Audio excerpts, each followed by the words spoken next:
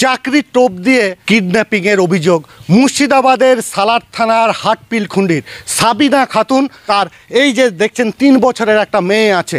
আজ থেকে 4 বছর আগে বিয়ে হয়েছিল মুর্শিদাবাদের বড়ুয়ার বাহাদুরপুরে। তার স্বামীর বাড়িতে নির্যাতনের অভিযোগে বাপের বাড়িতেই ছিল সাবিনা, কিন্তু আজ থেকে 10 দিন আগে যখন সে নিজের পায়ে দাঁড়ানোর জন্য চেষ্টা করছিল, একটা কাজের খোঁজ করছিল, ফোনে একজনের সঙ্গে আলাপ হয়, হোটেলে কাজের নাম করে তারপর সাবিনাকে নিয়ে যায় এবং আজকে 10 দিন তার কোনো পাত্তা নেই। এরই মধ্যে একটা নাম্বার থেকে ফোন এসেছিল এবং সাবিনা যখন ফোন করেছিল তার মা ধরেছিল এবং ধরার পর সে একটা কিছু বলতে চাইছিল, তারপর তার মুখ চেপে ধরে পরে 50,000 টাকা দাবি করেছে সে কিডন্যাপার। সাবিনার মা সে নিজে কি বলছে আসুন আমরা শুনি। আপনার মেয়ের কি হয়েছে? আমার মেয়ে কিডন্যাপ হয়েছে। শিওর যে আপনার মেয়ে কিডন্যাপ? হ্যাঁ, আমি এইটুকু শিওর যে আমার মেয়ে আমার মেয়ের নাম সাবিনা খাতুন। কিভাবে কিডন্যাপিং হলো? আমার মেয়েকে কাজে লেগে নুলভবন দিলি যাই এরকম কিডন্যাপ হয়েছে। আচ্ছা, এটা কদিন আগে? এটা আর 7 তারিখে রাত্রে 8:30টার সময় লেগেছে। চকার নম্বর থেকে একটা ফোন করে বলে যে মা গো বললে আমাকে কেন্দ্র উঠে আমার মেয়ে। আমি তখন কেন্দ্রে বলে ওই ফোনটা আমার মেয়ে করেছে, মুখ চিপে ধরে কেড়ে নিয়েছে। মোবাইলটা আমাকে 50,000 টাকা আমার কাছ থেকে চাইছে যে তবে তোমার মেয়েকে ছাড়বো। আপনার মেয়ের কাছে যে মোবাইল ফোন ছিল সেটা কেড়ে নিয়েছে? আমার মেয়ের কাছে যা ছিল সব কেড়ে নিয়েছে। আমার মেয়ে আমার গলার হাত ছিল সেটাও নিয়ে চলে গেছে আমার মেয়ে। আচ্ছা, ওই যে ফোনটা কেড়ে নিল তারপর তারা কি আপনার কাছে টাকা চেয়েছিল? জি, 50,000 টাকা চেয়েছিল। কি বলছে?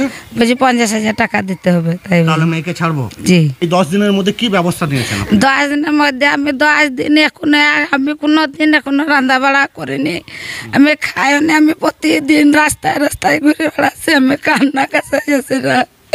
একটা মাসুম বাচ্চা আছে, বাচ্চা লাগে ধরে ধরে বেড়াচ্ছি, আমার কেউ সারা হয়নি। আমি পুলিশের কাছে গিয়েছি, আমি নাম্বার দিয়ে এসেছি যে একবার আমাকে একটা লোকেশন চেক করে একবার একটা মেয়েকে 8 দিন লোকেশন চেক করতে লাগে। তা আমার কথা কেউ শুনেনি, আমার লোক নাই, জন নাই, কেউ নাই। আমার 3টি মেয়ে, আমার স্বামী বিদেশে থাকে। আমার এইটুকুই অভিযোগ, আমার মেয়েকে আমার কাছে ফিরিয়ে দেন, তার বাচ্চার তার মা তার সন্তান তার কাছে আমাকে ফিরিয়ে দেন। আপনার নাম কি? আমার নাম জেলেকা। অসহায় একটা পরিবার, আজকে 10 দিন হয়ে গেল, ওনার মেয়ে কিন্তু না পাত্তা, কোথায় আছে সেটাই এখন প্রশ্ন। আমরা ওই নাম্বারে কল করার চেষ্টা করেছিলাম এবং তারপর সেই ফোন এখন নট রিচেবল তাই বলছে। তার যে শ্বশুর বাড়ি সেখান থেকে নির্যাতনের পর এখানে এসে তার বাপের বাড়িতে আছে, ওইটুকু বাচ্চার, ওই বাচ্চাটার ভবিষ্যৎ কী হবে সেটাই এখন লাখ টাকার প্রশ্ন। সাবিনা আপনার কে হয়? আমার ভাগ্নি হয়। আমার ভাগ্নিটার বিয়ে হয়েছিল বাহাদুরপুরে, 4 বছর বিয়ে হচ্ছে। ওর স্বামী জ্বালাতনা করতো, ওর শাশুড়িও জ্বালাতনা করতো, ওর একটা দেব ছিল সেও ভাসুর ছিল সেও জ্বালাতনা করতো। মেয়ে নিয়ে এসে এখানে তুই দিই ফেস করা হলো, থানাতে যাওয়া হলো, মিউচুয়াল কোনো একটা বিচারের জন্য বলা হয়েছিল। ওইখানকার কোনো লোকই আসেনি, মানে ওদের ভয়ে আসেনি। ওখানকার লোকই সবাই বলতো যে ওরা খুব অত্যাচারী লোক, ওদের হাতে যাবো না, তোমরা থানা পুলিশ করো গা। দিয়ে আমার ওই বোনটা যে থানা পুলিশ করেছিল, কেস কাসাল করেছিল, থানাও কোনো স্টাফ ভালোভাবে নেয়নি। কোর্টে তখন কেসটা করলো, কেসটা ফাইল করার পরে তখন কেস চলছে, দীর্ঘদিন চলছে। মেয়ে তো এখানে চলে এসছে, বসে থাকবো, কোনো একটা কাজের মাধ্যমে, সংসারের মাধ্যমে চালাইতে হবে। আমার একটা মেয়ে আছে, বাচ্চা, শিশু বাচ্চা আছে, তাই ওটা মানুষ বা করতে হবে। সেই ফোনের মাধ্যমে পড়ে গেছে। ভাগ্নিটাকে এখন কিডন্যাপিং করে, কিডন্যাপের মতনই হয়েছে এটা। মোটামুটি সেই ফোনের মাধ্যমে একটা কাজের প্রলোভনে যে হোটেলে তোমাকে কুকিংয়ে রান্না কাজে দেবো, এই করবো, এই বলি মানে ওই নাম্বারটায় ফোন করে দিয়ে ওকে নিয়ে চলে যায়। বহু খোঁজাখুঁজি পরে পাইনি, কোনো জায়গায় পাইনি। থানায় গেলাম, থানার পুলিশ ওসিরা এরা সব বললো যে তো 21 বছর পেরিয়ে গেছে, আর কোনো স্টাফ কী নেবো, সে তো জেনে শুনে গেছে।